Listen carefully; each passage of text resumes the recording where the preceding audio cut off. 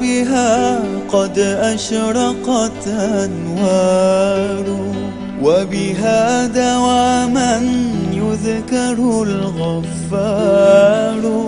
دار لها هدي النبي مناهج وشمائل، منها العقول تحار.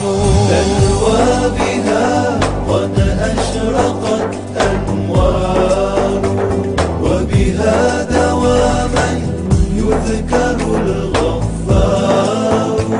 دار لها هدي النبي مناهج وشمائل، منها العقول تحار. دلوى بها قد أشرقت أنوار، وبها دواما يذكر الغفار. دار لها هدي النبي مناهج وشمائل، منها العقول تحار. تلوى بها قد أشرقت أنوار، وبها دواما يذكر الغفار. دار لها هدي النبي مناهج وشمائل، منها العقول تحار. دلوى بها قد أشرقت أنوار، وبها دواما يذكر الغفار. دار لها هدي النبي مناهج وشمائل، منها العقول تحار. تلوى بها قد أشرقت أنوار، وبها دواما يذكر الغفار. دار لها هدي النبي مناهج وشمائل، منها العقول تحار. دلوى بها قد أشرقت أنوار، وبها دواما يذكر الغفار. دار لها هدي النبي مناهج وشمائل، منها العقول تحار. تلوى بها قد أشرقت أنوار، وبها دواما يذكر الغفار. دار لها هدي النبي مناهج وشمائل، منها العقول تحار. دلوى بها قد أشرقت أنوار، وبها دواما يذكر الغفار. دار لها هدي النبي مناهج وشمائل، منها العقول تحار. تلوى بها قد أشرقت أنوار، وبها دواما يذكر الغفار. دار لها هدي النبي مناهج وشمائل، منها العقول تحار. دلوى بها قد أشرقت أنوار، وبها دواما يذكر الغفار. دار لها هدي النبي مناهج وشمائل، منها العقول تحار. تلوى بها قد أشرقت أنوار، وبها دواما يذكر الغفار. دار لها هدي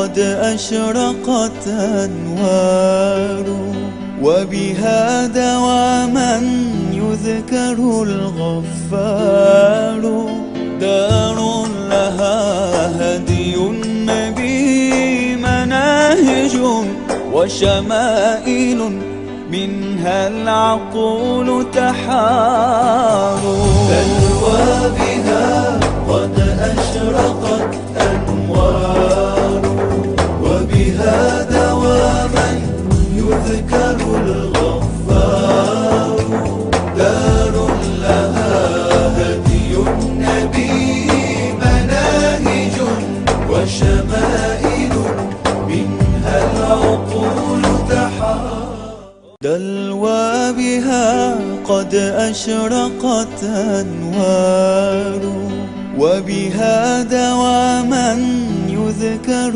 الغفار دار لها هدي النبي مناهج وشمائل منها العقول تحار تلوى بها قد أشرقت أنوار وبها دواما يذكر الغفار دار لها هدي النبي مناهج وشمائل منها العقول تحار دلوى بها قد أشرقت أنوار وبها دواما يذكر الغفار دار لها هدي النبي مناهج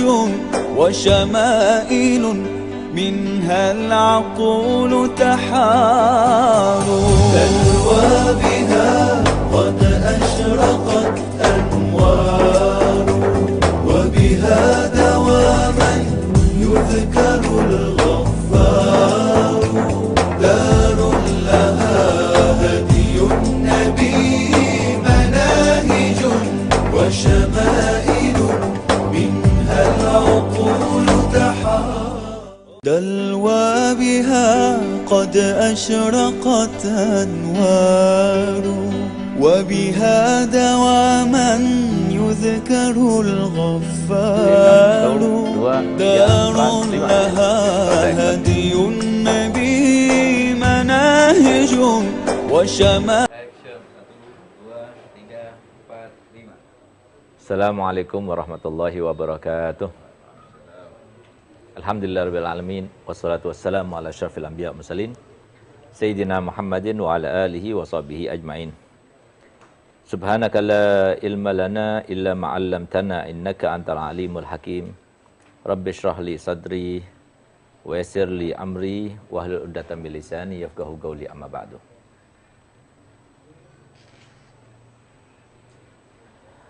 Para pemirsa Dalwa TV, para santri dan santriwati yang kami cintai, para wali santri, para pemirsa semua medsos kami yang kami banggakan, yang kami doakan, dan semoga dirahmati Allah Ta'ala keseluruhan. Alhamdulillah, marilah kita bersama-sama memanjatkan puja dan puji syukur kita ke hadirat Allah Subhanahu wa Ta'ala. Karena dengan nikmatnya lah kita semuanya dapat melangsungkan suatu kebaikan. Tidak ada satu kebaikan pun yang dilakukan oleh manusia, baik oleh Nabi sekalipun, kecuali dengan izin daripada Allah Ta'ala dan taufik serta hidayahnya. Semoga kenikmatan yang kita rasakan pada malam ini, nikmat sehat, nikmat afiat, nikmat luang, nikmat kesempatan, nikmat hidayah, semoga terus dijaga oleh Allah Ta'ala, berkesinambungan untuk kita sampai akhir hayat nanti. Setelah kita panjang umur, sehat walafiat, cukup modal untuk berjumpa dengan Allah SWT, kita meninggal dunia dalam keadaan husnul khotimah. Amin, amin ya rabbal alamin. Salawat serta salam tidak lupa kita haturkan keharibaan junjungan kita, kutuah utama kita, yang misi dan visi risalahnya adalah menyebarkan akhlak yang mulia, yaitu Nabi kita Muhammad sallallahu alaihi wasallam, serta kepada seluruh sahabat, kepada seluruh kerabat, dan kepada seluruh pengikut sampai hari kiamat. Amma ba'du, alhamdulillah, sebagaimana kami jelaskan pada sesi terakhir, yaitu semalam ya, bahwasanya pada malam ini kita, dalam pembukaan ini kita akan membahas tentang 4 musuh manusia yang memang Allah ciptakan untuk diuji dan dicoba. Sehingga maksud tujuan daripada Allah Ta'ala dengan cobaan-cobaannya, ujian-ujiannya adalah untuk mengetahui siapa di antara kita yang bisa melawan hawa nafsunya, yang bisa bersabar dengan ketentuannya, yang bisa melawan godaan setan dan hawa nafsunya. Itulah maksud tujuannya. Tapi kita harus tahu, setiap ujian itu pasti ada bahan ujiannya. Pasti ada sebuah objek yang Allah ciptakan sebagai penguji. Bagaimana dia itu tunduk kepada perintah Allah, bagaimana dia itu tunduk kepada ketentuan Allah dan lain sebagainya. Oleh karena itu, sebagaimana selalu kita jelaskan bahwasanya Nabi kita Muhammad SAW adalah seorang Nabi yang terbaik, seorang Rasul yang tiada tara. Ya. Beliau telah menyampaikan di dalam hadisnya bahwasanya tidak ada satu orang, satu kebaikan pun yang diketahuinya kecuali sudah disampaikan kepada kita. Dan tidak ada suatu keburukan pun yang diketahuinya akan berbahaya jika kita mengalaminya kecuali juga sudah disampaikan, dan beliau sallallahu alaihi wasallam telah melarang kita untuk mendekatinya apalagi sampai melakukannya. Maka tidak ada sesuatu hal yang akan membahayakan kita atau menjadi sebuah kebaikan bagi kita kecuali sudah dijelaskan. Di antara yang dijelaskan adalah setiap manusia itu pasti akan diuji oleh Allah Ta'ala. Sesuai dengan firman Allah Ta'ala dalam Al-Quran, afa hasibtum annama khalaqnakum abasan wa annakum ilaina la turja'un. Apakah kalian mengira bahwasanya Allah Ta'ala menciptakan kalian sia-sia, tanpa ada tujuan, tanpa ada misi dan visi, dan kalian tidak akan dikembalikan kepada kami? Pasti kita itu akan kembali lagi kepada Allah Ta'ala untuk mempertanggungjawabkan setiap apapun yang kita lakukan sama di dunia. Di dalam ayat yang lainnya disebutkan, ahasiban nas an yutraku ayyakulu amanna wa hum la yuftanun. Apakah manusia itu mengira bahwasanya mereka itu hanya dituntut oleh Allah Ta'ala untuk mengatakan aku beriman, lalu tidak diuji keimanannya, tidak diuji keislamannya, tidak diuji ketakwaannya? Tidak. Pasti setiap orang, walaqad fattanna ladzina min qablikum, dan kami telah uji semua umat, baik kalian maupun umat-umat terdahulu, baik kalian maupun ayah kakek moyang kalian sudah pernah diuji dan dicoba. Sampai kapan ujian itu? Dimulai dari kapan dan sampai kapan? Dimulai dari kita lahir sampai kita meninggal dunia. Itulah ujian kita. Nah, oleh karena itu, sebagaimana tadi dijelaskan di awal mula, bahwasanya kalau kita itu merujuk kepada ilmunya Nabi kita Muhammad SAW, maka kita itu bisa menjalani ujian demi ujian, cobaan demi cobaan, dalam keadaan insya Allah melewatinya tanpa ada rintangan dan halangan. Asalkan kita itu benar-benar melaksanakan dan menerapkan apa yang disampaikan Nabi Muhammad SAW. Oleh karena itu, mari kita bersama-sama mengenal apa ujian yang Allah ciptakan untuk menguji kita. Bahan-bahan ujian yang Allah persiapkan untuk menguji kesabaran kita, menguji ketaatan kita, menguji keimanan dan ketakwaan kita. Jawabannya adalah 4 hal. Dan disebutkan oleh Habib Abdullah bin Al-Haddad dalam sebuah bait syair yang berbunyi, inni bulitu bi arba'in yarmini bi sihamil gausi malah taftiru. Yang artinya, aku ini dicoba, diuji oleh Allah Ta'ala dengan 4 hal yang datang menghujam kepadaku seakan-akan panah yang lepas daripada busurnya. Tidak pernah datang dalam keadaan lambat, tapi cepat, tapi kilat, tapi menghujam begitu. Artinya apa? Kalau kita tidak mempersiapkan diri sebelumnya, maka tentunya kita akan terperosok karenanya, terjerumus karenanya, dan musnah karenanya, naudzubillah. Oleh karena itu, apa itu 4 hal itu? Iblisu, wal hawa, wal nafas, wad daniyah. Yang pertama adalah iblis. Yang kedua adalah hawa. Yang ketiga adalah nafsu. Dan yang keempat adalah dunia. Mungkin yang pertama dan yang keempat sangat jelas ya. Tapi yang kedua dan ketiga, mungkin banyak di antara kita yang masih samar ataupun belum jelas atau belum difahami ternyata hawa dan nafsu itu beda. Jadi nafsu itu adalah lintasan yang ada di dalam hati untuk berbuat sesuatu yang menyenangkan. Sedangkan hawa itu pelaksanaannya, pelampiasannya. Tapi kita sudah familiar dengan sebutan hawa nafsu. Nah, jadi hawa sendiri, nafsu sendiri. Bisa jadi ketika sudah pelaksanaan hawa nafsu, maka di situ kita sudah bisa menanggulanginya. Bisa jadi sebelum terlaksana, ya, hawa nafsu itu masih sebatas nafsu, maka sudah kita bisa menuntaskannya atau memusnahkannya. Oleh karenanya mari kita kenali bersama-sama apa 4 hal ini. Yang pertama adalah setan.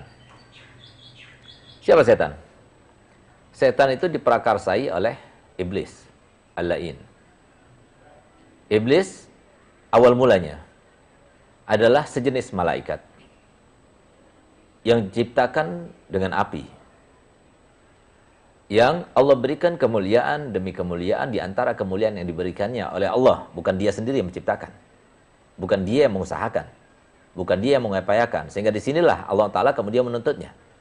Ketika iblis itu datang kepada Imam Syafi'i dan dia bertanya kepadanya, apa menurutmu terkait zat yang menciptakan dengan sesukanya, lalu menghidupkan dengan sesukanya, lalu setelah itu memasukkan ke dalam surga atau neraka dengan sesukanya? Maka kemudian Imam Syafi'i menjawab, kalau seumpama engkau tercipta dengan kehendakmu, maka itu zalim, zat itu. Tapi kalau engkau diciptakan dengan kehendak Allah, maka itu bukan sebuah kezaliman. Karena apa? Allah Ta'ala itu melaksanakan di dalam hal yang menjadi kepemilikannya. Zalim itu adalah wat usyai' fi ghairi mahallih. Meletakkan sesuatu bukan pada tempatnya. Ini pada tempatnya. Miliknya. Engkau salah satu miliknya. Engkau salah satu kehendaknya. Nah, oleh karena itu, maka di sini iblis itu diberikan kelebihan-kelebihan Allah Ta'ala. Dia kerap beribadah. Senang beribadah. Nafsunya itu untuk beribadah. Hawa nafsunya itu untuk beribadah. Sehingga ibadahnya luar biasa. Sehingga dikatakan Nabi SAW, tidak ada satu tempat sejengkal di langit kecuali sudah pernah diletakkan kepala iblis di situ untuk bersujud kepadanya. Nah itu. Kemudian dikatakan di dalam tafsir Al-Khazin bahwasanya iblis itu sebelum dikutuk oleh Allah Ta'ala sudah pernah beribadah selama 185.000 tahun. 185.000 tahun, nggak tanggung-tanggung. Jadi kita sampai selesai itu cuma 70 tahun. Ini 185.000 tahun. Oleh karenanya, jangan congkak-congkak seperti iblis. Secongkak iblis pun, lihat bagaimana akhirnya. Apalagi tidak setingkat iblis. Nah, itu awal mulanya setan itu di sini nih, iblis. Iblis ini adalah seseorang yang sudah pernah melihat. Sebelum terutusnya Nabi Muhammad SAW kepada Al-Qalam. Al-Qalam dulu, malaikat bisa naik ke atas, ya, bisa dilihat, bisa disenter dan sebagainya. Tapi kalau di Lauhul Mahfuz, fi ilmillah, nggak ada yang tahu kecuali Allah Ta'ala. Kalau di dalam itu ada beberapa alternatif. Kalau dia begini, maka dia begini. Kalau dia begini, maka dia begini. Tapi di dalam pengetahuan Allah tidak ada lagi, cuma satu saja. Yang terlaksana, yang terjadi yaitu. Nah, maka artinya apa? Dia sudah bisa mengakses. Sesuatu yang kita akses, berarti sesuatu yang kita alami. Sesuatu yang kita ketahui. Berarti apa? Berarti dia menguasai. Untuk kita lihat ya, bagaimana penguasaan, kelihayan, dan kehebatan daripada seorang setan, seorang iblis itu. Kemudian, dikatakan bahwasanya iblis itu pernah bertawaf di sekitar arsy Allah itu selama 3.000 tahun. Tawaf di arsy Allah. 3.000 tahun tanpa henti, terus 3.000 tahun. Dan dia pernah menjadi kepalanya malaikat, ya, selama 60.000 tahun. Dan dia pernah menjadi kepala malaikat khusus rohaniin selama 30.000 tahun. Dan lain sebagainya daripada kelebihan-kelebihan yang diberikan oleh Allah Ta'ala kepadanya. Tapi semuanya dengan kenikmatan yang Allah berikan. Bukan usaha dan upaya dari dia. Karena Allah berikan kelebihan memang. Gitu. Sehingga kemudian setelah itu semuanya, bahkan dari saking mulianya iblis di atas langit, ketika para malaikat ya, berjumpa dengan iblis, maka dia akan kembali kepada rekannya dalam keadaan bangganya luar biasa. Kenapa? Karena telah berjumpa dengan makhluk yang paling banyak ibadahnya, yang paling banyak ilmunya terkait dengan Allah SWT.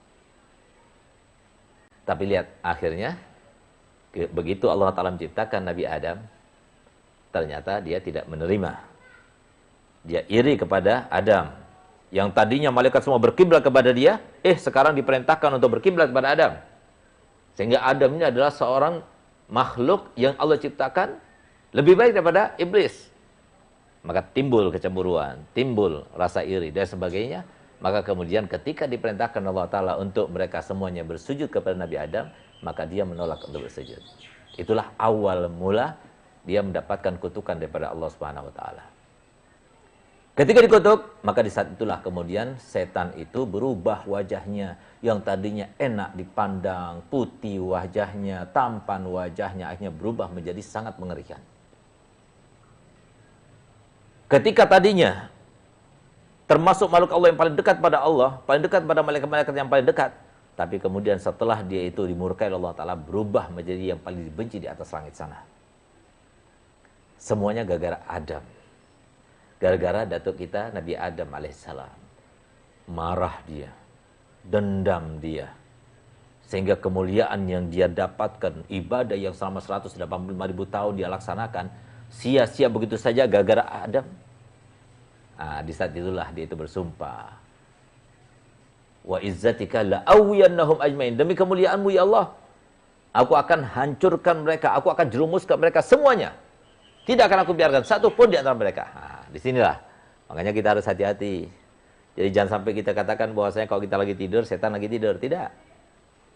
Kita tidur, setan juga masih bekerja dia untuk menjerumuskan kita. Tidak akan kita dibiarkan satu pun daripada kita untuk berbuat kebaikan, tidak akan dibiarkan. Pasti akan digodanya. Paling tidak supaya dia melaksanakan amal kebaikan yang menurutnya dia itu ada amal kebaikan, tapi kemudian amal itu tidak akan diterima oleh Allah Ta'ala. Kenapa? Ada irinya, ada riaknya, ada ujubnya, dan lain sebagainya. Nah, itulah kiprahnya setan di dalam menjerumuskan manusia. Sudah sumpah dan sumpahnya diabadikan dalam Al-Quran. Jadi kalau seumpama kita tahu setan itu adalah orang paling pintar, bahkan kalau semua dikatakan, ya sekarang ini makhluk Allah yang masih hidup, siapa yang paling pintar, yang paling hebat, yang paling luas keilmuannya? Ya iblis. Karena masa lalunya. Kita lihat, universitas yang terbaik dalam 1 bulan itu bikin seminar ya, sampai 7 kali. Setiap hari ada seminar itu. Ya. Itu termasuk yang paling hebat, tapi itu jarang sekali. Paling full 1 bulan itu 7 kali. Ya, itu setan itu bikin diklat ya, musyawarah untuk memberikan pelatihan demi pelatihan untuk menjerumuskan manusia itu setiap hari. Dan saking bencinya, kenapa? Tidak ada misi dan tujuan bagi iblis hidup dan setan hidup kecuali menjerumuskan manusia. Jelaskan bagaimana kiranya misi dan visi setan itu untuk menjerumuskan kita. Sehingga kalau kita tidak siap-siap, bagaimana kita menghadapinya? Kemudian, yang kedua, hawa nafsu. Kenapa kita sebutkan setan? Bukan yang paling berat. Tapi justru setan itu adalah yang paling lemah. Yang paling berat itu adalah musuh kita yang berada dalam diri kita sendiri. Yaitu apa? Hawa nafsu. Hawa nafsu itu adalah yang paling berat. Sehingga Allah Ta'ala firman dalam Al-Quran, dan tidak pernah berfirman semacam ini dalam Al-Quran. Qad aflaha man zakkaha wa qad khaba man. Dan saat tidak disebutkan qad aflaha man qad ghalaba syaitan gitu. Enggak ada. Tapi yang disebut sebagai orang beruntung adalah orang yang bisa menguasai hawa nafsunya, mengendalikan hawa nafsunya. Jadi hawa nafsu ini adalah musuh kita yang paling berat. Hawa nafsu ini yang bikin kita itu marah. Hawa nafsu ini yang bikin kita itu iri. Hawa nafsu ini yang bikin kita itu tidak terima. Hawa nafsu ini yang bikin kita itu ingin dihormati, dimuliakan, dan sebagainya. Cuma hawa nafsu ini adalah temannya setan. atau alatnya setan. Sehingga apa yang dikatakan oleh setan, diiyakan oleh nafsu. Apapun yang dikatakan setan, diiyakan oleh hawa nafsu. Nah, sehingga apa? Sehingga mau tidak mau dia goyang. Walaupun dia orang beriman, walaupun dia bertakwa, tinggal tergantung bagaimana kadar keimanannya. Tapi kalau tipis keimanannya, dia akan terbawa. Karena apa? Dua yang menggoda ini. Terus. Apalagi ditambah lagi dengan yang keempat. Apa itu? Cinta dunia. Nah, jadi cinta dunia itu lain lagi. Ini juga alat. Jangan kita katakan bahwa ini yang terakhir berarti itu adalah sesuatu yang paling berat. Enggak juga. Atau yang terakhir berarti yang paling ringan. Enggak juga. Kenapa? Ini merupakan alat. Dunia ini alat. Ketika Allah ciptakan dunia yang sangat menarik, atau sebelumnya Allah ciptakan manusia yang begitu banyak, sedangkan bumi kecil. Sehingga malaikat Jibril komplain kepada Allah Ta'ala, ya Rabb, bagaimana kau ciptakan manusia sebanyak ini, padahal tempatnya kecil? Apa jawaban Allah Ta'ala? Inni khalaqtu fihim al-maut. Aku ciptakan di antara mereka itu ada kematian. Jadi bukan hidup terus mereka. Ada yang mati, ada yang hidup, ada yang mati, ada yang hidup. Dan begitu seterusnya, sampai hari kiamat. Apa kata Sayyidina Jibril? Izan lam ya'na'humul aish. Kalau begitu mereka tidak akan senang hidupnya. Selama ada kematian, tetangga mati. Besok tetangga satunya mati. Besok kerabat mati. Besok keluarga kita mati. Besoknya lagi, terus begitu.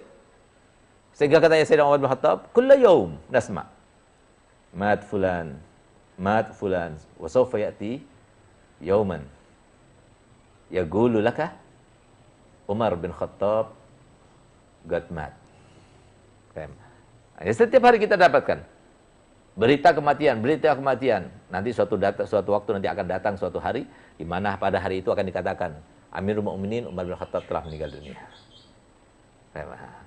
Jadi kematian ini yang membuat orang itu nggak enak. Ke rumah sakit saja kita makan enak, kita bawa makanan enak ke rumah sakit jadi nggak enak, apalagi sampai ingat mati. Nah, sehingga kata Sayyidina Jibril, kalau begitu kehidupan tidak mengenakan mereka. Maka dijawab oleh Allah Ta'ala, Inni khalaqtum fihim tulal amal. Aku ciptakan di dalam diri mereka itu ada panjang angan-angan. Nah, inilah yang menjadikan mereka itu sampai lupa kematian. Ketika keluarga kita mati, susahnya luar biasa. Seakan-akan tidak ada harapan kita hidup. Seakan-akan tidak ada lagi yang bisa menanggung kita dan sebagainya. Sehari berlalu, sudah berkurang. 2 hari berlalu, tambah berkurang. 3 hari berlalu, sudah sangat berkurang. 4 hari berlalu, sudah tidak ingat lagi. Dan seterusnya ada begitu. Kenapa?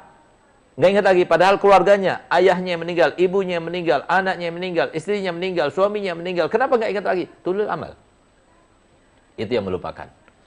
Sehingga orang yang baru kematian masih bisa makan juga. Kenapa? Tulul amal. Kalau nggak ada tulul amal, dia mau ikut mati juga bersama suaminya itu. Nah, ini salah satu contoh.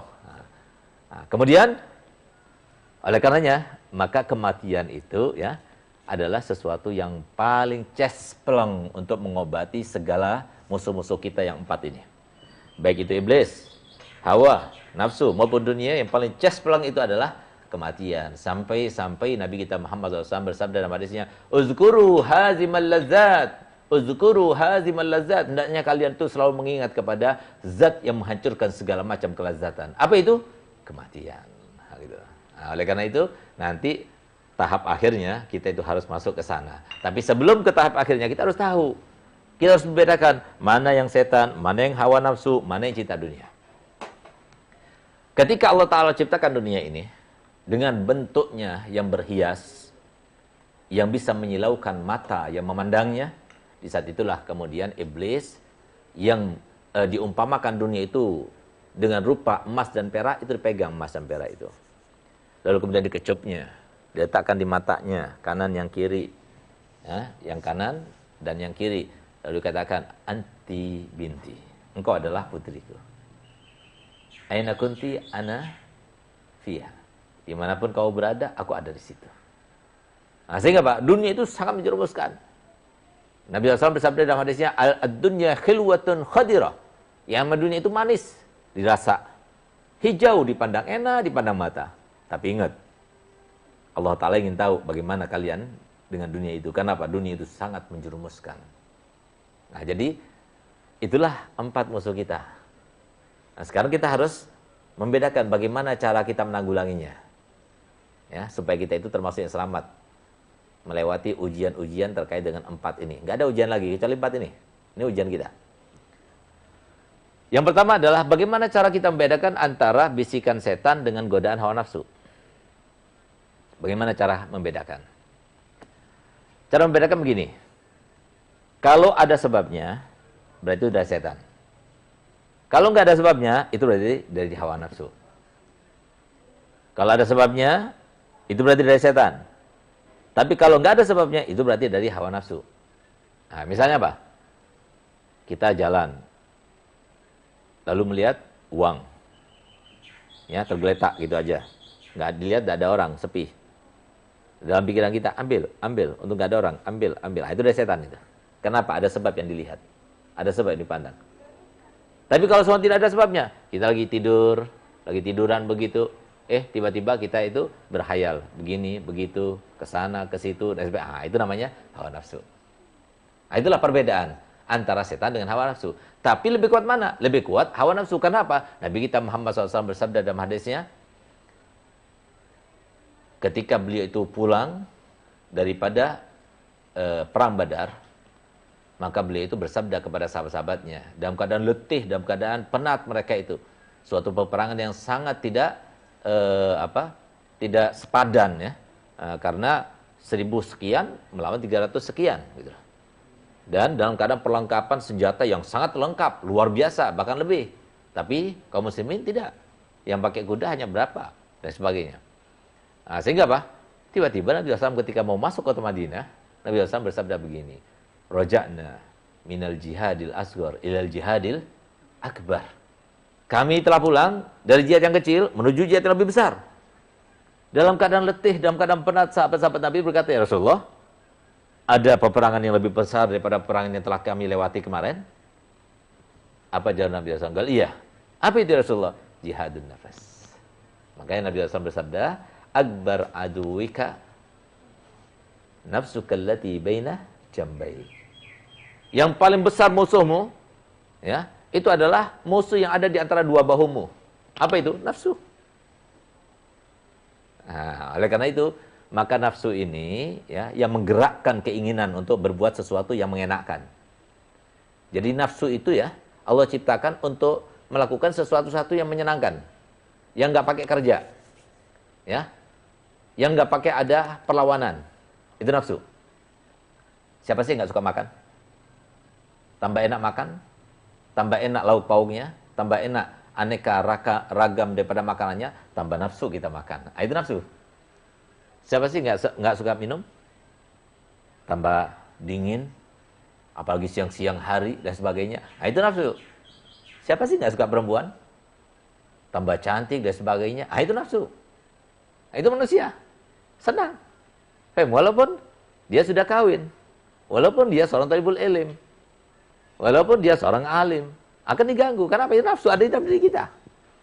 Kan beda antara musuh. Kenapa dikatakan oleh Nabi SAW bahwasanya sebesar-besarnya musuh kamu itu adalah nafsu yang ada di antara dua bahumu. Kenapa? Kalau musuh kita yang lainnya, misalnya apa? Tetangga, kan di luar rumah kita.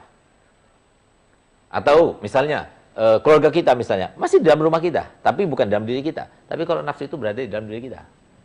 Kita kan pernah dengarkan istilah, awas, musuh dalam selimut, ya kan? Musuh dalam selimut itu adalah paling bahaya daripada musuh. Tapi nafsu bukan musuh dalam selimut, tapi musuh dalam diri kita.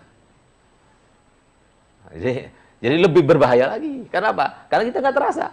Oh, ternyata itu dari hawa nafsu. Gitu. Nah, oleh karena itu, jadi setan itu selalu mengarahkan kita untuk berbuat yang kebalikan apa yang diperintahkan oleh Allah dan apa yang diperintahkan oleh Nabi Muhammad. Suruh sholat, jangan, tunda dulu, nanti, itu setan. Hawa nafsu mengajarkan untuk kita untuk fly, untuk hebat, untuk hidup enjoy, untuk hidup nggak kerja, untuk hidup merasakan kelezatan terus, kenikmatan terus. Nah, itu nafsu itu kerjaan nafsu itu.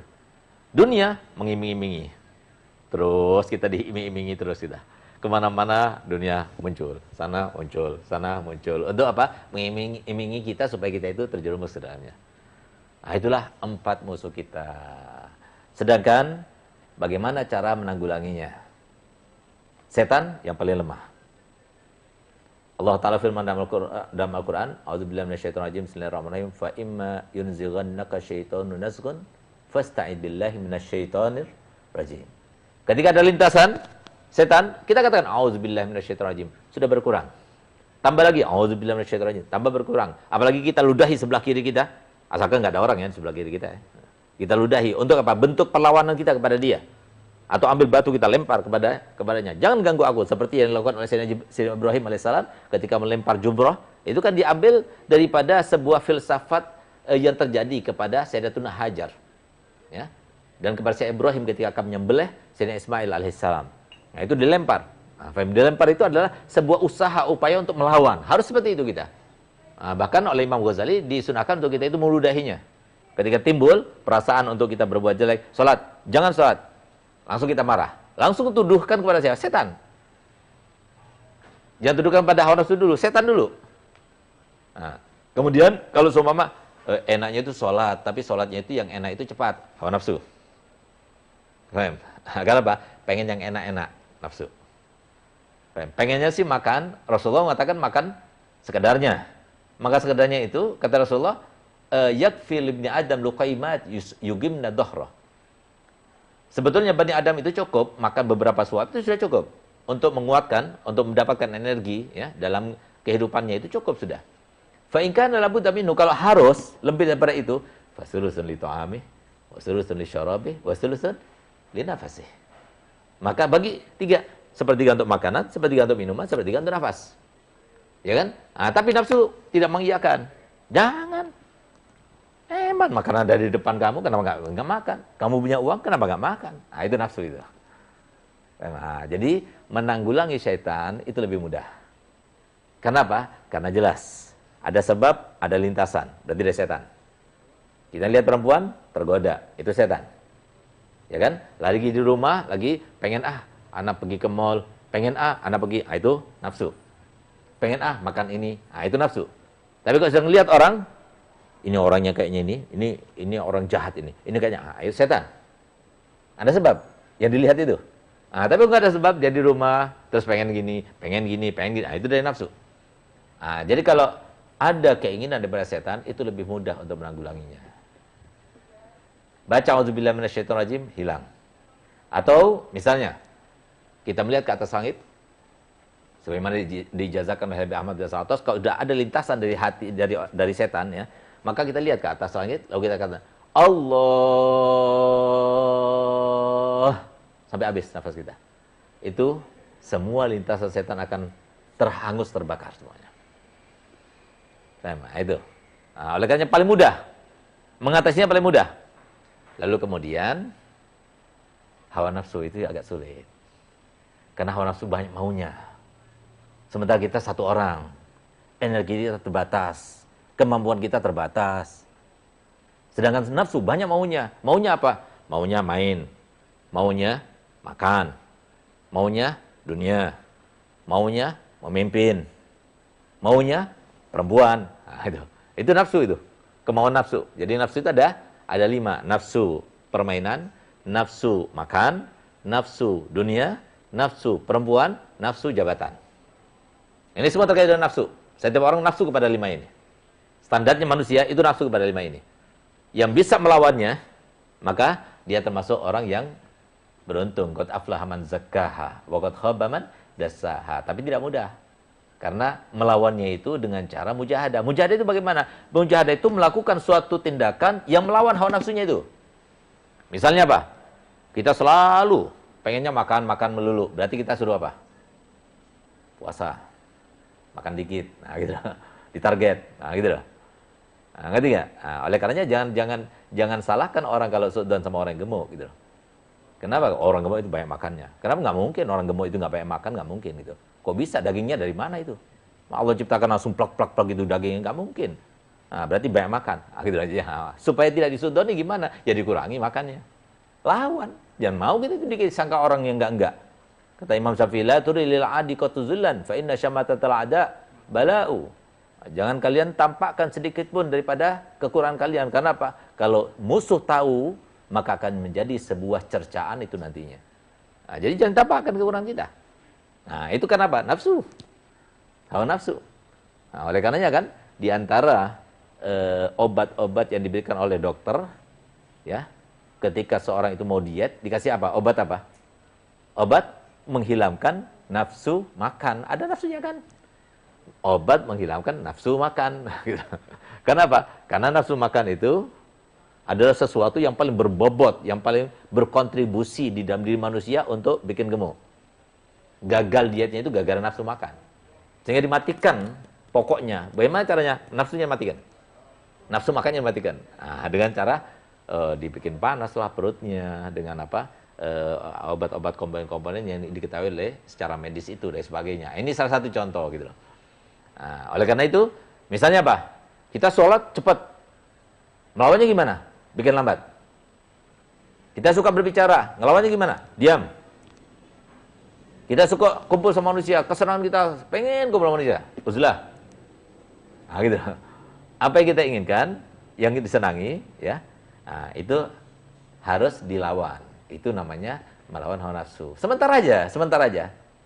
Sama seperti diibaratkan oleh Imam As-Suyuti dalam syair burdahnya, yaitu wan nafsu katifli in tuhmilhu syabba ala hubbir radai wa in taftimhu yang fatimi. Jadi anak kecil itu, ya, ketika dia itu menyusu kepada ibunya, kalau tidak disapi, dia akan menyusu terus sampai umur 12 tahun dia menyusu. Kalau nggak disapi, kenapa? Udah kebiasaan dia. Harus sapi. Ketika disapi gimana? Sulit. Sulit bagi ibunya, sulit juga bagi anaknya. Sulit bagi ibunya apa? Nah, susunya nggak keluar. Sakit dia. Sehingga dia harus mengeluarkannya sendiri. Manual. Nah, gitu. Nah, sulit bagi anaknya, dikasih susu ini nggak enak. Nggak mau dia. Sehingga apa? Dia nggak tidur, kadang sakit dulu dan sebagainya. Sulit. Tapi itu harus dilakukan. Untuk apa? Nanti kalau sudah dia itu berhasil, suruh kembali lagi, nggak mau lagi dia. Nah, nafsu itu seperti itu. Paling bagus permisalan, ya, ulama terkait dengan nafsu itu adalah Imam Busiri dalam kitab burdahnya itu. Wa nafsu katifli in tuhmilhu syabba ala hubbir radha wa in taftimhu yang fatimi. Nah, jadi harus sapih. Caranya menyapinya gimana? Ya lihat aja perlawanannya. Kontranya apa? Nah, kemudian dunia ini, ya, sesuatu yang sangat menyenangkan, menyilaukan mata. Siapa sih nggak senang dengan mobil yang bagus? Siapa sih nggak senang dengan rumah yang megah? Siapa sih yang nggak senang dengan uang merah? Siapa sih yang nggak senang dengan singgasana? Siapa sih yang nggak senang dengan jadi gemerlapnya dunia itu ketika kita itu datang ke mall-mall yang hebat, ya, seperti di Surabaya, di TP, ya, atau di mana lagi? Di mana di Surabaya, Mat? Galaxy, ya. Atau di mana lagi? Mall apa yang terkenal? Pakuwon dan sebagainya. Wah, kita masuk, itu gemerlapnya dunia luar biasa. Siapa sih nggak ingin, kalau kita punya uang banyak, kita pengen beli semuanya. Dari saking nikmatnya kita, ngelihatnya itu gemerlap gitu. Nah, tapi ternyata kita lihat, ya, bagaimana dunia itu. Allah Ta'ala mensifatkan dunia itu dalam Al-Quran dengan diumpamakan seperti ini. Kullu nafsin za'iqatul maut. Wa innama tuwaffawna ujurakum yawmal qiyamah. Faman zuhziya 'anil nar wa udkhilal jannah faqad faz. Wa mal hayatud dunya illa mata'ul ghurur. Coba lihat. Apa sih yang kita inginkan dari dunia? Imam Ali bin Abi Thalib dia itu mengumpamakan dunia itu 8 hal. Ya. Dunia itu yang dicari itu oleh manusia itu adalah kendaraan. Sebaik kendaraan, kata Imam Ali, itu adalah kuda. Berapa banyak pemilik kuda itu mati di atas kudanya? Di sini kita katakan sebaik kendaraan itu adalah Mercy, ya, mobil apalagi Cadillac, mobil Lamborghini, mobil Porsche atau Porsche, apalagi mobil apa lagi? Yang mahal-mahal. Apalagi? Jaguar, Lexus dan sebagainya misalnya, ya kan? Tapi berapa banyak orang yang mati di atas itu? Ingat tidak? Ada satu bintang film terkenal di Eropa. Ya. Dia punya mobil terbaik. Harganya itu, ya, itu 12 miliar setengah. 12 miliar setengah Lamborghini. Warnanya merah. Dia selalu bangga dengan mobilnya itu. Dan dia memang orang jago dengan apa? Mobil. Bahkan filmnya itu film terkait dengan balapan mobil gitu. Subhanallah, dia lagi jalan 220 tidak salah waktu itu akhirnya dia menabrak ke pohon. Sehingga itu mobil yang besar itu, yang mobil yang indah, yang mahal itu, yang hebat, yang kuat itu, yang kekuatannya itu bisa sampai 400 kecepatannya, itu hancur habis. Dan meninggal dunia. Itulah dunia. Apa sih dunia itu katanya Imam Ali? Dunia itu adalah makanan. Ya kan? Sebaik-baik makanan apa? Madu. Madu itu dari mana asalnya? Madu itu dari kemaluannya tawon, kata Imam Ali. Sebaik-baik dunia apa? Perempuan. Perempuan itu setiap hari pasti cebok. Ya. Setiap bulan pasti ada datang daurnya atau haidnya. Kalau nggak mandi 3 hari tetap aja bau. Walaupun cantik kayak gimana, ya kan? Nah, itu perempuan kata Imam Ali. Lalu apa lagi? Sebaik-baik dunia apa lagi? Minuman. Ya kan? Minuman. Ah, coba lihat. Air diminum oleh semua. Yang kaya, yang miskin, semua minum. Jadi artinya apa? Yang digambarkan Imam Ali, dunia ini ada sesuatu yang sangat megah ya, yang sangat wah ya, tapi itu cuma awalnya aja. Ambil contoh begini. Ketika kita mau pergi ke mall, senang kan? Wah, senang kita mau berangkat ke mall nih. Berangkat ke mall. Begitu sampai di mall, mata kita hampir tidak berkedip. Kalau bisa nggak berkedip. Dari asiknya kita ngelihat. Dan jangan sampai terlewatkan sedikit pun, walaupun 1 detik itu jangan dilewatkan. Ngelihat semua yang dilihat. Makanya bilang, mau kemana? Cuci mata. Gitu. cuci mata di sana. Padahal setelah pulang ke rumahnya, matanya merah. Karena apa? Terlalu banyak nyucinya. Nah itu. Jadi nikmat. Begitu sampai di rumah, apa yang dikatakan oleh kita atau istri kita atau keluarga kita sesampainya dia di rumah, capek banget ya lutut ini ya gitu, kayak terasa mau lepas ya gitu.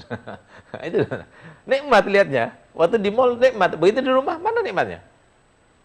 Tanyakan kepada dia yang pergi ke mall itu tadi, nikmatnya itu yang sampai lupa waktu, lupa segalanya. Tanyakan tadi nikmatnya itu kayak gimana ya? Bisa nggak mengungkapkan? Nikmatnya tadi itu gimana ya? Bisa nggak mengungkapkan? Kira-kira bisa nggak? Nikmatnya itu kayak gini, kayak makan durian, kayak makan nanas. Bisa nggak? Nah itu yang dimaksudkan Allah Ta'ala. Wa mal hayatud dunya illa mata'ul ghurur. Saya pernah bertemu dengan seorang. Dia punya istri yang sangat cantik. Kulitnya putih. Rambutnya pirang. Katanya orang ini, saya nggak pernah lihat. Matanya biru. Nggak pakai lensa. Ya, sudah biru warnanya. Subhanallah, suaminya pernah datang kepada saya dan dia bilang, wallahi Ustaz, kalau seumpama istri anak telanjang di depan anak, saya tidak ada selera. Nah, ini dunia. Kenapa? Akhlaknya, tabiatnya tidak baik. Sehingga hilang selera itu karena melihat dunia yang semacam ini. Nah, itulah dunia. Ketika dunia itu hanya sebagai dunia, tidak dilabeli, tidak disifati dengan perintahnya Nabi SAW, maka jadilah dunia itu yang menjerumuskan itu. Sehingga dikatakan kemudian tampak sebuah pernyataan-pernyataan dunia itu jahat, dunia itu kejam, dunia itu kompetitif dan sebagainya. Nah, itu. Karena apa? Karena dipandang dunia itu dari segi itu. Oleh karenanya, jangan berharap di dunia ini kita akan mendapatkan rahmat. Karena memang Allah Ta'ala mulai menciptakan dunia, tidak pernah dipandangnya oleh rahmat. Semoga kita semuanya, setelah kita mengetahui 4 musuh kita dan bagaimana cara menanggulanginya, maka kita harus kita kembali pada Allah Ta'ala dengan segala hal yang diajarkan Nabi Muhammad SAW, dan kita mohon padanya supaya kita itu diselamatkan daripada 4 musuh kita. Amin ya rabbal alamin. Selamat datang bagi yang baru bergabung, ahlan wa sahlan. Waalaikumsalam bagi yang ucapkan salam. Dan terima kasih atas segala doa yang dipanjatkan. Semoga dikabulkan juga hajat-hajatnya. Silahkan kita gunakan kesempatan sisa waktu ini untuk kita bertanya. Silahkan. Ada yang masuk, Beb? Assalamualaikum Habib. Waalaikumsalam warahmatullahi wabarakatuh. Bagaimana hukumnya kalau kita membiayai pendidikan kita dari penghasilan yang diduga dari pekerjaan perusahaan yang ada kaitannya dengan riba? Ya, jadi kalau seumpama dia tahu itu adalah dari riba, ya jelas tidak ada pemasukannya yang 10%. Jadi apa sih hukumnya kita bermuamalah? Apapun bentuknya muamalah. Mau dapat hibah, mau dapat hadiah, mau dapat tunjangan, mau dapat jaminan dan sebagainya dari orang yang bermuamalah dengan riba. Ya. Hukumnya adalah kalau ada 10% saja, dari pemasukannya yang dianggap halal oleh syariat, maka boleh kita bermuamalah dengan dia. Dengan husnudzon, apa yang kita dapatkan itu dari 10% itu. Tapi kalau 100%, apa yang didapatkan itu dari riba, dari bank, maka dilarang kita itu bermuamalah dengannya. Nah, kalau seumpama ternyata yang memberikan bantuan itu bagi pondok kita, ya misalnya, itu adalah seseorang yang 100% pemasukannya dari riba, maka hukumnya jangan kita terima. Karena itu bukan sesuatu yang halal, tapi haram, jelas. Gitu. Nah, tapi kalau seumpama yang memberikannya, dia itu kerja di bank, tapi dia punya usaha sendiri, yang dia berdikari dengan usahanya tersebut. Jadi sambil dia kerja misalnya, tapi dia itu punya toko juga, punya usaha juga, dan sebagainya. Nah, kemudian dia itu menyantuni rumah yatim, atau pondok pesantren, atau masjid, atau musola, nggak apa-apa. Asalkan ada 10% aja, apalagi lebih. Tapi ihtiyaton, lebih baik, waro'an, ya lebih baik jangan. Nah, seperti Abu Ya, Hasan Baharun, sampai sekarang, berapa banyak uang-uang riba itu ditawarkan kepada kita, gitu loh. Pernah ada tawaran bantuan 1,2 M, tapi dari uang bunga, nggak diterima. Abu Yazid juga pernah menerima. Al-Fakir sendiri pernah ada tawaran 600 juta, tapi dari uang bunga, kita nggak terima. Gitu. Karena uang yang semacam itu nggak halal. Nah, jadi uang yang semacam itu untuk apa digunakan? Imam Ghazali mengatakan digunakan untuk sesuatu yang sifatnya itu sosial, umum. Misalnya bikin toilet umum, bikin jalan umum, bikin sungai yang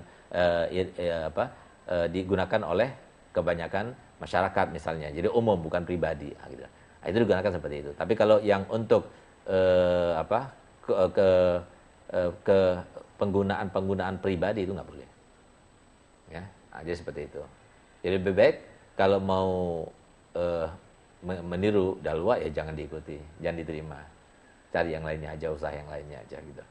Supaya apa? Anak-anak yang belajar di pondok kita itu menjadi barokah. Bangunan dibangun dengan uang yang halal, ya. Nah, itu lebih baik, bukan uang syubhat, apalagi haram gitu. Jangan, kalau ada haram jangan. Syubhat saja lebih baik jangan, apalagi haram. Ya, ada lagi? Mau tanya tentang tradisi, Habib. Ini terutama orang Jawa. Biasanya kalau mau bangun rumah ada dopudo atau ada pisang, jagung, beras yang digantung di kayu, itu bagaimana hukumnya, Habib? Ya, jadi semua adat istiadat ya, atau keyakinan dan kepercayaan, selama tidak bertentangan dengan agama Islam, maka boleh saja dilakukan. Karena asal segala sesuatu itu sebelum ada pertentangan dengan syariat, hukumnya halal, boleh. Asalnya segala sesuatu itu halal, sampai ada larangan dari syariat. Gitu. Nah, sampai ada hal yang menentang syariat, baru dihukumi haram. Atau ini ada bau-bau syirik dan sebagainya. Gitu. Nah, oleh karena itu, maka di sini, kalau maksud tujuannya, ya, itu adalah untuk mendapatkan keberkahan rumah, supaya dijauhkan dari segala macam mara bahaya, segala macam keapesan, segala macam bencana terkait dengan rumah itu misalnya. Akhirnya pas sodako. Nah, sodako, tapi sebelum disodakokan digantung dulu di atas apa namanya itu? Antara genteng sama plafon, apa namanya? Di kuda-kudanya misalnya. Enggak jadi masalah. Sama seperti kalau kita mau sodako. Karena Nabi SAW kan bersabda, tahassanu hasinu amwalakum bis zakah wa dawu mardakum bis sadaqah. Obatilah orang sakit kamu itu dengan sedekah. Bagaimana caranya? Nah, di antara caranya yang digunakan, yang diperintahkan oleh ulama itu, ya, seperti dicontohkan oleh guru-guru kita adalah, jadi kita itu sedekah dengan uang yang sekiranya kalau kita pergi dokter dengan kadar itu. Misalnya Pak, sakit gigi, ya. Kalau kita sakit gigi, biasanya kalau semua kita pergi dokter, berapa kita pergi bayar kepada dokter gigi itu? 100, 150? Nah, ambil umumnya ya, 150.000 misalnya. Sekali datang ke dokter, 150.000. Nah, maka ketika kita sakit, kita ambil uang 150.000, ya. Kemudian, ya Allah, aku beli dengan sedekahku ini kesembuhan penyakitku. Ya Allah, terimalah sedekah ini untukku. Lalu diusapkan ke tempat yang sakit itu. Lalu sedekah itu diberikan kepada satu orang yang kira-kira dia mendapatkannya itu senang, gembira, bahagia, tidak mengira sebelumnya. Jangan 150 bagi orang 10.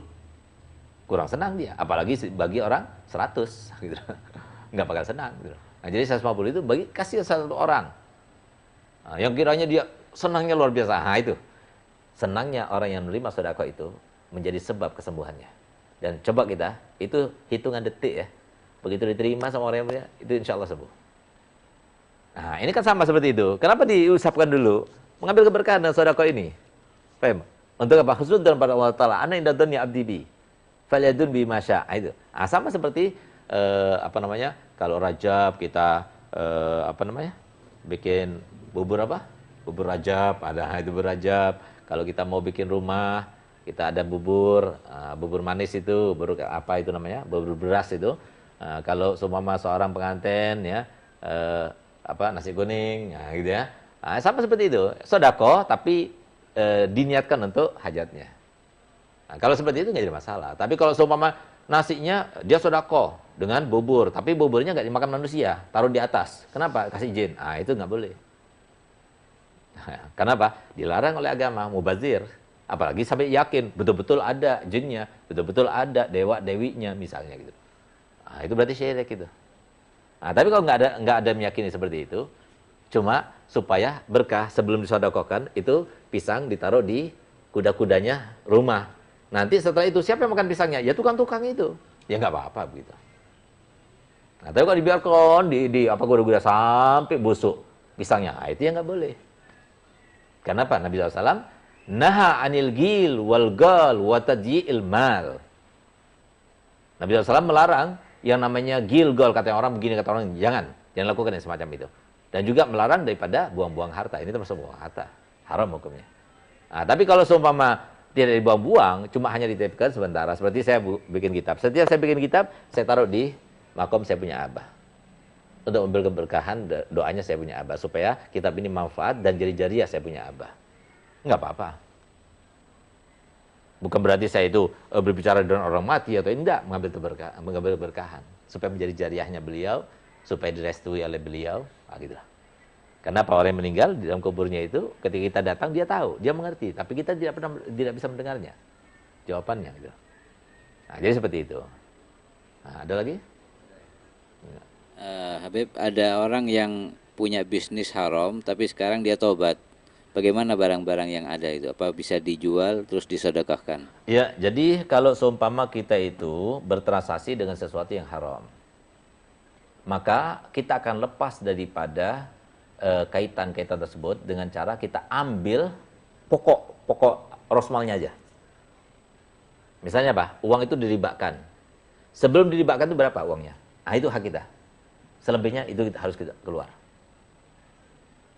Nah, tapi kalau sudah lama, kebanyakan harta kita dari situ, modalnya cuma sekian, ya sudah modalnya sekian itu diambil. Ada salah satu orang terkaya di Mekah, ya, di Saudi Arabia, dia punya bank, ya. Bank-bank yang dari Saudi, semuanya seantero Saudi itu punya dia. Dia datang kepada Habib Ghadir. Kemudian dia bilang, apakah saya bisa bertobat? Gali ya. Bagaimana cara bertobatnya saya kepada Allah Ta'ala supaya diterima tobatnya? Ya lepaskan semua yang kamu punya. Nah, gitu. Lepaskan. Jadi berapa yang kamu modalkan waktu itu? Ya itu aja milik kita. Selebihnya itu bukan hak kita. Itu haram itu. Kalau kita mau bertobat.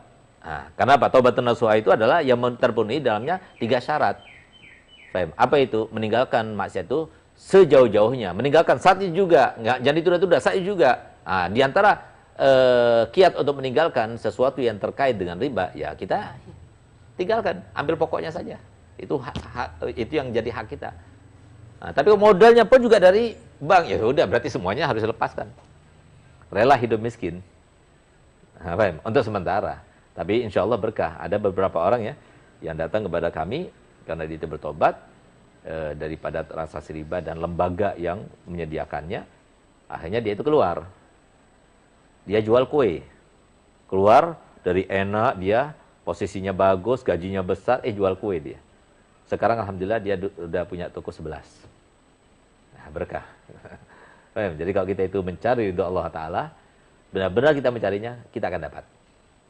Nah, dengan bagaimana caranya kita mencari ridho Allah? Tinggalkan sesuatu yang diharamkan. Nah, baru kita akan mendapatkan keberkahan itu. Nah, oleh karena itu, maka cara bertaubatnya itu adalah kita ambil pokoknya saja yang halal. Selebihnya transaksi-transaksi yang haram kita jangan terima. Keluarkan semuanya, keluarkan. Nah, jadi seperti itu. Kalau nggak seperti itu, kayaknya hanya rumah kita saja yang halal, lainnya itu semuanya, ya udah lepas semuanya. Keluarkan, ya, dijual semuanya, harganya, asetnya semuanya, kemudian kita gunakan seperti tadi yang kata Imam Ghazali, ya, untuk keperluan umum, bikin toilet umum, bikin jalan umum, bikin lampu umum, untuk pemadam kebakaran umum, ya, untuk ambulan silakan itu, itu. Pokoknya sesuatu yang digunakan untuk umum, bukan pribadi. Nah, caranya seperti itu. Satu-satunya cara ya seperti itu, nggak ada lagi. Ya, Batin. Nah, kecuali kalau seumpama haramnya itu dari segi karena kita mengambilnya itu dengan cara mengambil. Seperti para koruptor itu. Nah, itu kan bukan karena transaksi, tapi dia itu mengambil. Jadi sengaja dia mencuri uangnya masyarakat, uangnya rakyat, uangnya negara. Nah, gimana caranya kita bertobat? Ya harus kembali kepada negara. Jual semuanya. Kembali kepada negara. Berapa diambil? Yang diambil 12 miliar. Harus kembali 12 miliar. Kalau belum ada, sudah terkurang dan sebagainya, berarti dia itu harus punya utang kepada negara. Nah, itu yang harus dilakukan kalau dia mau bertaubat. Nah, tapi ini kan transaksi yang salah, transaksi yang diharamkan. Caranya begitu, ambil pokoknya saja. Nah, tapi kalau seumpama kita melakukan sesuatu yang dilarang dalam agama, dan itu diharamkan, mencuri, ya kembali kepada yang berhak. Kalau kita nggak ingat lagi, kita sedekahkan atas nama dia. Orang yang kita, dengan catatan, kalau semua kita ketemu sama orangnya, yang punya hak itu, kita kembalikan lagi haknya. Nah, jadi seperti itu. Semoga dapat dimengerti. Ada lagi? Habib, bagaimana hukumnya jika kita mau mendaftar haji tapi orang tua kita belum berangkat? Hah? Kita mendaftar haji tapi orang tua kita belum berangkat. Ya, jadi sangat tidak pantas ya. Yang tidak pantas. Artinya, kalau saya sendiri, saya akan mengutamakan orang tua. Dan memang kewajiban kita sendiri, tapi kita dahulukan orang tua. Dan kita masih muda. Kita punya uang pas untuk kita saja, berikan pada orang tua. Biarkan orang tua yang haji dulu. Itu yang harus kita lakukan. Jangan biar orang tua dulu berangkat, tapi masih ada aset untuk cukup untuk haji. Nah, itu berarti dia wajib juga berangkat. Maksudnya kalau semua itu uang cukup untuk dirinya sendiri, ya, maka dahulukan untuk orang tua. Atau dirinya sama istrinya, dahulukan untuk orang tua. Kalau ada lebihnya lagi, dahulukan orang tua dan istrinya. Atau baru dirinya sendiri. Nah, harusnya seperti itu. Sebagai gimana rasa gembiranya, bahagianya orang tua kalau semua dia itu diutamakan. Nah, ya, itu yang kita harapkan. Itu yang kita, walaupun bukan kewajiban dia, tapi dari segi sebagai seorang anak berbakti pada orang tua, itu kita dahulukan. Nah, setiap kita itu membeli sesuatu, kita berikan untuk orang tua. Nah, karena apa? Semua yang kita dapatkan. Dari kenikmatan, segala macam kenikmatan itu semua berkat orang tua. Kebahagiaan, kemudahan, itu berkatnya orang tua. Kalau nggak ada orang tua, kita nggak ada. Kalau kita nggak ada, berarti nggak ada usaha ini. Kita nggak ada mobil ini. Kita nggak ada rumah ini. Kita nggak ada keluarga kita. Semuanya itu berkat orang tua. Nah, jadi itu loh maksudnya. Itu termasuk la in syakartum la azidannakum wa la in kafartum inna azabi lasyadid. Bahkan yang kita dapatkan apa?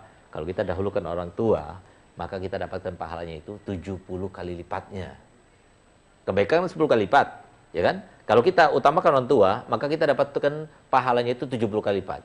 Dengan kita menghajikan orang tua, berarti orang tua dapat pahala 10 hasanat, kita mendapatkan 70 hasanat karena menghajikan orang tua. Mana yang terbaik? Orang tua. Kalau orang tuanya belum berangkat haji. Kalau orang tuanya sudah berangkat haji, ya sudah dia dulu yang haji. Minta izin pada orang tua dulu. Gitu. Kalau orang tua yang mengatakan, ya aku izinkan, tapi sebagian hartamu berikan padaku. Kasih. Atau sedekah untuknya.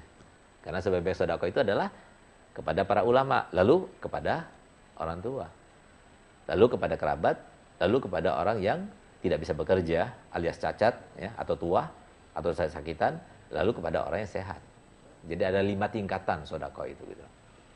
Ya, satu lagi. Ya.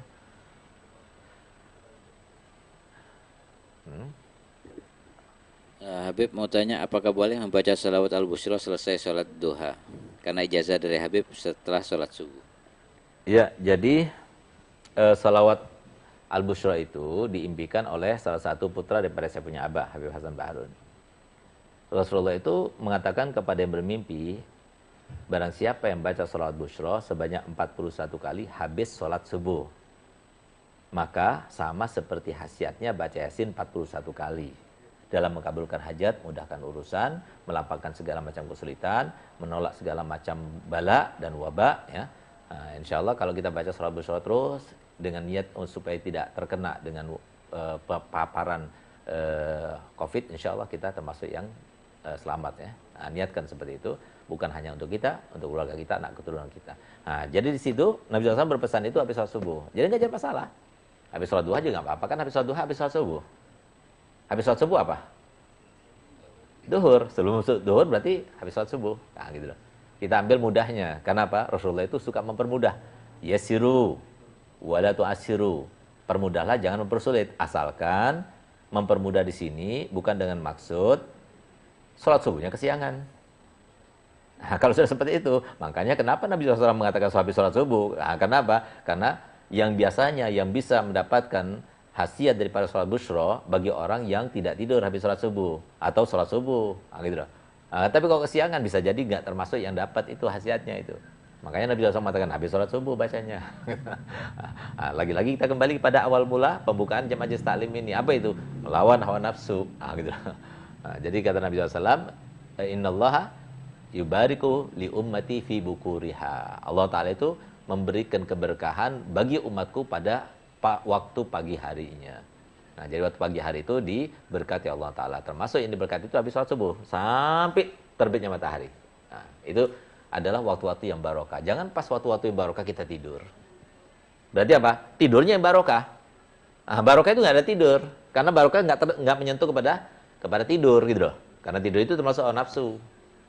Nah, kecuali kalau semua dia itu tidur sengaja sedikit, tapi dia itu minta keberkahan dalam tidurnya, sehingga terasa lama. Itu nggak apa-apa. Seperti saya waktu di Madinah, alhamdulillah, tahadus sampai nikmah, kami itu tidur 1 hari 1 malam itu 4 jam. Selama 4 tahun itu ya, itu 4 jam. 2 jam malam hari, 2 jam siang hari. Sehingga kami setiap mau menjelang tidur, kami itu membaca Fatihah. Fatihah semoga waktu 2 jam itu seperti 20 jam. Sehingga bangun seger badan gitu. Segala sesuatu bisa diminta kepada Allah. Tapi subhanallah setiap bangun dari 2 jam kita sehat, seger aja. Nah, itu berkah itu. Karena apa? Kaitannya dengan Allah, bukan terkait dengan dunia. Nah, tapi kalau semua mengharap keberkahan, ya Allah semoga berkah tidur saya ini. Maksudnya kamu berkah gimana? Nggak bangun kecuali duhur. Nah, itu bukan keberkahan itu namanya itu setan itu namanya.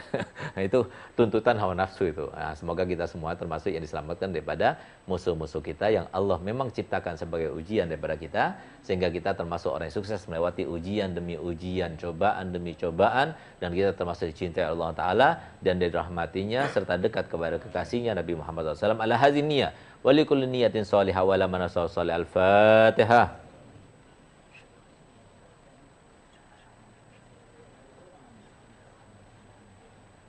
يا ربنا اعترفنا بأننا اقترفنا وأننا أشرفنا على لدى أشرفنا فتب علينا توبة تسر لكل واستر لنا العورات وآمن الروآت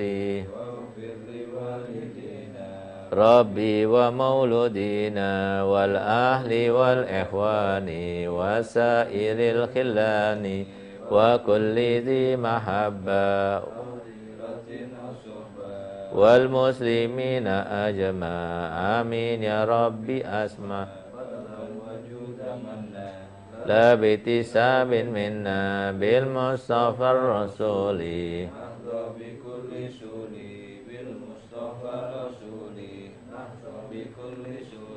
بالمصطفى الرسول نهضى بكل سول صلى وسلم ربي عليه عد الحب وآله وصحبه